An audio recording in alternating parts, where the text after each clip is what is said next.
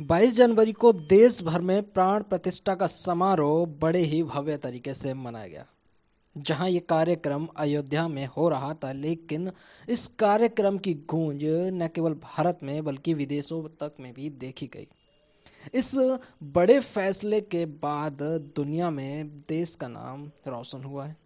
लेकिन जहां एक तरफ तकरीबन 5 साल के फैसले के बाद राम मंदिर बनकर तैयार होता हुआ नजर आ रहा है, लेकिन वहीं दूसरी तरफ जो मस्जिद है वो अभी तक कहाँ तक पहुंची है, यानी उस मस्जिद का काम अभी तक कितना हो चुका है, और या फिर उसका जो काम है वो शुरू भी हुआ है या नहीं।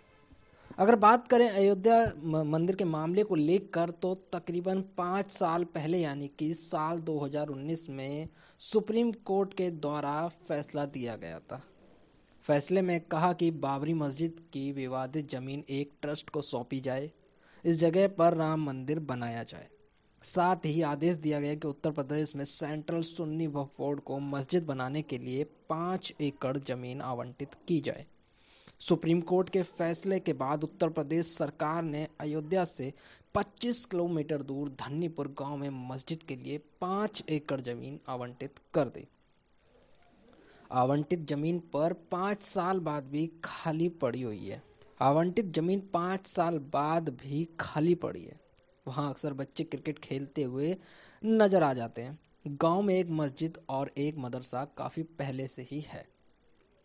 यूपी सरकार की ओर से आवंटित जमीन पर इंडो इस्लामिक कल्चरल फाउंडेशन का बोर्ड लगा दिया गया है। दरअसल वक्फ बोर्ड ने मस्जिद बनाने के लिए जो ट्रस्ट बनाया था उसका नाम इंडो इस्लामिक कल्चरल फाउंडेशन है। एक तरफ अयोध्या में राम जन्मभूमि तीर्थ क्षेत्र फाउंडेशन राम मंदिर का काम करीब करीब पूरा कर चुका है, वहीं धन्नीपुर गांव में अभी तक मस्जिद का काम शुरू भी नहीं हुआ है। कुछ समय पहले आवंटित जमीन से सटी दरगाह की मरम्मत का काम शुरू किया गया है। इसकी दीवार पर लगे पोस्टर में प्रस्तावित मस्जिद मोहम्मद बिन अब्दुल्ला मस्जिद की तस्वीर पर दिखती है। मस्जिद बनवाना वक्फ बोर्ड की है जिम्मेदारी। बाबरी मस्जिद जमीन विवाद मामले में पक्षकार रहे इकबाल अंसारी मस्जिद का काम अब तक शुरू नहीं होने को लेकर काफ़ी नाराज नजर आते हैं। उनका कहना है कि मस्जिद के लिए वक्फ बोर्ड को जमीन मिल चुकी है, लिहाजा उन्हें काम शुरू कर देना चाहिए था, लेकिन अब तक कोई काम शुरू नहीं हुआ है। मस्जिद का काम पूरा करवाना वक्फ बोर्ड की जिम्मेदारी है। वह कहते हैं कि मस्जिद बनाने में मुसलमानों की दिलचस्पी नज़र नहीं आती है। देश के मुसलमान वक्फ बोर्ड से अब तक मस्जिद का काम शुरू नहीं हो पाने को लेकर कोई सवाल नहीं करते हैं।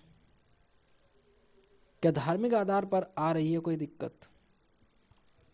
ऑल इंडिया मिली काउंसिल के सदस्य खालिद अहमद खान ने बीबीसी को बताया कि वह शुरुआत से पूरे मामले पर नज़र रखे हैं। रिपोर्ट के मुताबिक वह कहते हैं कि शरिया कानून और वक्फ बोर्ड के नियमों के मुताबिक मस्जिद को न तो उसकी जगह से हटाया जा सकता है और न ही उसकी जगह कोई दूसरी इमारत या नई मस्जिद ही बनाई जा सकती है।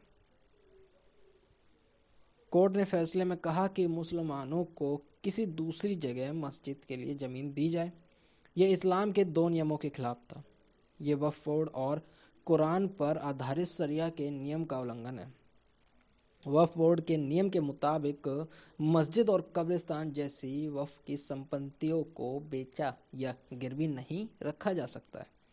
फिर भी वह कहते हैं कि वह नई मस्जिद के निर्माण के लिए खिलाफ नहीं है। पैसे की कमी बनी निर्माण कार्य में अड़चन। इंडो इस्लामिक कल्चरल फाउंडेशन के सचिव अतहर हुसैन मस्जिद निर्माण शुरू नहीं हो पाने में सबसे बड़ी कमी पैसे की बताते हैं। वह कहते हैं कि उम्मीद से कम पैसा जमा हुआ है, लिहाजा काम शुरू होने में देरी हो रही है। उनके मुताबिक ट्रस्ट की योजना के मुताबिक आवंटित जमीन पर प्रस्तावित मस्जिद के साथ ही एक अस्पताल, एक कम्युनिटी कैंटीन और 1857 की आज़ादी की पहली लड़ाई से जुड़ा एक म्यूजियम भी बनाया जाएगा। मस्जिद निर्माण के लिए गठित समिति ने पुराने डिजाइन को बदलने का फैसला किया है। वह इकबाल अंसारी की इस बात से इत्तेफाक नहीं रखते कि मुसलमान मस्जिद बनाने को लेकर दिलचस्पी नहीं ले रही है। रखेंगे दुनिया की सबसे बड़ी कुरान, रंग होगा भगवा। हाजी अराफत के मुताबिक अयोध्या की मोहम्मद बिन अब्दुल्ला मस्जिद में 21 फीट ऊंची और 36 फीट चौड़ी कुरान होगी। ये दुनिया की सबसे बड़ी कुरान होगी। इसकी सबसे बड़ी खासियत यह होगी कि कुरान का रंग भगवा होगा। वहीं मस्जिद में लगने वाली पहली ईंट पर मस्जिद के नाम के साथ ही कुरान की आयतें भी लिखी जाएंगी। उन्होंने बताया कि इस मस्जिद में पहली नमाज मक्का के इमाम या इमाम हरम अब्दुल रहमान अल सुदैस अदा करेंगे। उन्होंने कहा कि हर भारतीय अपने गुजर चुके परिजन के नाम की ईंट भी अयोध्या की मस्जिद में लगवा सकते हैं। 5 मीनार वाली मस्जिद में 9,000 लोग अदा कर सकेंगे नमाज।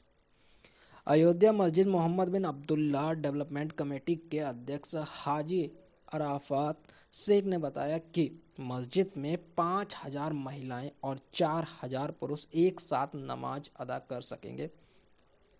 मस्जिद में 5 मीनारे इस्लाम के 5 स्तंभ नमाज, रोजा, जक़ात, तौहीद और हज को दर्शाएंगी। उनका कहना है कि अयोध्या की मस्जिद ताजमहल से भी ज़्यादा खूबसूरत होगी। यहाँ शाम होने पर नमाज के साथ ही फाउंटेन्स चलाए जाएंगे। इससे मस्जिद की खूबसूरती में 4 चांद लग जाएंगे।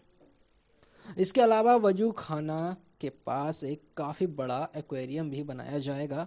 उनके मुताबिक अयोध्या की मस्जिद की खूबसूरती देखने के लिए लोग देश दुनिया से आएंगे। दवा, दुआ और शिक्षा का केंद्र बनेगी अयोध्या की मस्जिद। उत्तर प्रदेश सुन्नी सेंट्रल वक्फ बोर्ड ने अयोध्या में मस्जिद निर्माण के लिए Indo Islamic cultural foundation trust का गठन किया। ट्रस्ट के सचिव अतहर हुसैन ने बताया कि मस्जिद के लिए मिली जमीन में 500 बेड वाला एक कैंसर अस्पताल और कम्युनिटी किचन भी रहेगा। सामुदायिक रसोई में शुरुआती चरण में हर दिन 1,000 लोगों को भोजन बनेगा। बाद में इसकी क्षमता बढ़ाकर 2,000 की जाएगी। सामुदायिक रसोई में अस्पताल के मरीजों और तीमारदारों के साथ ही हर जरूरतमंद को मुफ्त भोजन मिलेगा। इसके अलावा फाउंडेशन ने इंडो इस्लामिक रिसर्च सेंटर और एक लाइब्रेरी बनाने का फैसला भी किया है। वहीं एक स्कूल और लॉ कॉलेज भी बनाया जाएगा। अभी तक की रिपोर्ट की अगर माने तो जहां एक तरफ अयोध्या में राम मंदिर बन चुका है, तकरीबन काम पूरा हो चुका है। प्राण प्रतिष्ठा 22 जनवरी को देश के प्रधानमंत्री नरेंद्र मोदी जी द्वारा की जा चुकी है। लेकिन वहीं अब दूसरी तरफ अभी तक जो मस्जिद बननी थी उसका काम शुरू भी नहीं हुआ है। लेकिन देखने लायक अब यह होगा कि क्या वाकई में इस मस्जिद का काम जल्द से जल्द शुरू हो पाएगा भी या नहीं। लेकिन इस बीच पूरे देश भर में प्राण प्रतिष्ठा का जो समारोह संपन्न हुआ है उसकी खुशी हर भारतीय के चेहरे पर देखने को मिल रही है। ऐसी ही देश दुनिया की तमाम खबरों के लिए जुड़े रहें भारत न्यूज़ से।